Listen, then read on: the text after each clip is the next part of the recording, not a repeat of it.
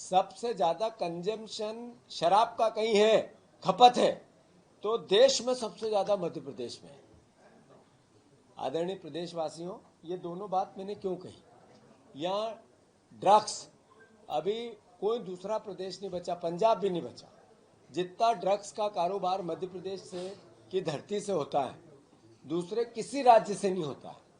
पर हमारे मुख्यमंत्री ने कभी प्रयास नहीं किया कि इस नशे से निजात दिलाने के लिए हम क्या करें। हमारी बहनें नशा करने लगी, बेटियां नशा करने लगी, लाडली बहनाओं के नाम पर वोट ले लिए और बहनें सबसे ज्यादा नशा करती है देश में, मध्य प्रदेश में, और ऐसा प्रदेश बना दिया हमारे इस भारतीय जनता पार्टी ने। इस पर आपको विचार करना चाहिए। मध्य प्रदेश में अधिकांश महिलाएं शराब पीती हैं और सर्वाधिक शराब पीती हैं। यह बयान न सिर्फ मध्य प्रदेश की महिलाओं का अपमान है, बल्कि कांग्रेस की महिला विरोधी क्षुद्र एवं कुत्सित मानसिकता का एक बहुत अशोभनीय उदाहरण है। क्योंकि कांग्रेस की सोच महिलाओं के बारे में क्या है, ये तो स्वयं कांग्रेस के नेता भी जानते हैं। चाहे पूर्व कांग्रेस की नेता रही अंगिका दत्ता हो, राधिका खेड़ा हो या प्रियंका चतुर्वेदी हो, इनके अनुभव तो आज स्वयं पब्लिक डोमेन में है। और इससे पूर्व भी कांग्रेस के अनेक नेता महिलाओं के विरुद्ध अत्यंत अशोभनीय टिप्पणियां कर चुके हैं। चाहे कांग्रेस के मध्य प्रदेश के पूर्व मुख्यमंत्री दिग्विजय सिंह जी का एक अत्यंत अशोभनीय बयान हो महिलाओं के बारे में, जिसे उद्धृत करना उचित नहीं है, चाहे श्री प्रकाश जायसवाल जी का बयान हो, चाहे अभी राजस्थान में कांग्रेस के वरिष्ठ नेता शांति धारीवाल जी का वो बयान कि राजस्थान में रेप अधिक इसलिए होते हैं क्योंकि वह मर्दों वाला प्रदेश है। और इतना ही नहीं, अपनी पार्टी के अंदर की महिलाओं के बारे में किस ढंग से कांग्रेस पार्टी डील करती है, इसका एक उदाहरण आप याद करिए। कर्नाटक में हुबली धारवाड़ क्षेत्र के कांग्रेस के नेता उनकी बेटी नेहा हीरामत को जब चाकुओं से गोद दिया गया था, उसके बाद कर्नाटक के गृह मंत्री का अशोभनीय बयान आया था, अत्यंत निंदनीय बयान आया था कि वो तो उन लोगों के बीच की दोस्ती का मामला था, क्योंकि उन्हें लग रहा था कि चाकू चलाने वाला एक अलग वोट बैंक का है।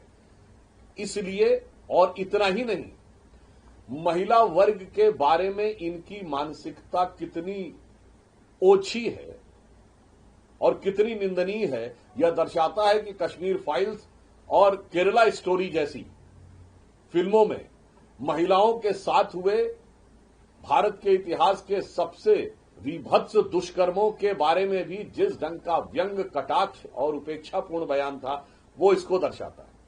और मैं जीतू पटवारी से कहना चाहूंगा, मध्य प्रदेश वह राज्य है जिसने भारतीय जनता पार्टी के शासनकाल में सबसे पहले महिलाओं को 35% आरक्षण दिया। मध्य प्रदेश में लोकल बॉडीज में 50% आरक्षण सुनिश्चित किया गया।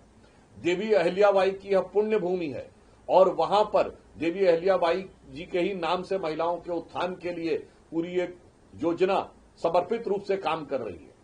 और लाडली लक्ष्मी योजना तो उस जमाने से चल रही है बच्चियों के लिए जब केंद्र में आपकी सरकार हुआ करती थी। और जहां तक शराब के कंजम्पशन की बात है, तो अभी हाल ही में इसी अगस्त के महीने में देश के एक प्रसिद्ध अंग्रेजी अखबार और दक्षिण भारत के एक प्रसिद्ध अंग्रेजी अखबार ने स्पष्ट रूप से यह कहा है कि rural Telangana has become the biggest consumption of liquor in India. यानी ग्रामीण तेलंगाना भारत में शराब के कंजम्पशन का सबसे बड़ा हब बन के उभरा है। तो मुझे लगता है कांग्रेस पार्टी अभी भी 99 के नशे में इस कदर सराबोर है कि सच उसे दिखाई नहीं पड़ता। दूसरी तरफ हमारी पार्टी प्रधानमंत्री श्री नरेंद्र मोदी जी के नेतृत्व में यह वह पार्टी है जिसकी सरकार ने महिलाओं की सम्मान की रक्षा के लिए सेना का ऑपरेशन सिंदूर चलाया, जो महिलाओं की शक्ति, स्वाभिमान और अस्मिता का प्रतीक है। हमारे प्रधानमंत्री श्री नरेंद्र मोदी जी ने चांद के अछूते कोने दक्षिणी ध्रुव को छूने के बाद उसका नाम पॉइंट शिव शक्ति रखा। तो एक तरफ महिलाओं के बारे में भारतीय जनता पार्टी और एनडीए की सरकार जहां अत्यंत सम्मान और उत्कृष्ट भावनाएं रखती है, वहीं कांग्रेस पार्टी बहुत ही निकृष्ट और निंदनीय भावनाएं रखती है। मुझे लगता है कांग्रेस पार्टी को इस विषय के ऊपर क्षमा मांगनी चाहिए। देखिए, व्यक्तिगत टिप्पणियां एक पक्ष, महिला आरक्षण विषय एक पक्ष। हमारे प्रधानमंत्री जी ने तो नई संसद भवन का जब श्री गणेश हुआ था, गणेश चतुर्थी के दिन, उसके बाद इस संसद भवन में जो पहला विधेयक पारित हुआ था वो महिला आरक्षण विधेयक था। मगर कांग्रेस की मानसिकता इस मामले में बहुत निकृष्ट रही है, जो मैंने आपको बताया कि महिलाओं पे हुए घनघोर और भीषण अत्याचारों को, फिर चाहे वो लड़कों से गलती हो जाएगा समर्थन करना हो, या बंगाल में जो हो रहा है उसके बारे में समर्थन करना हो।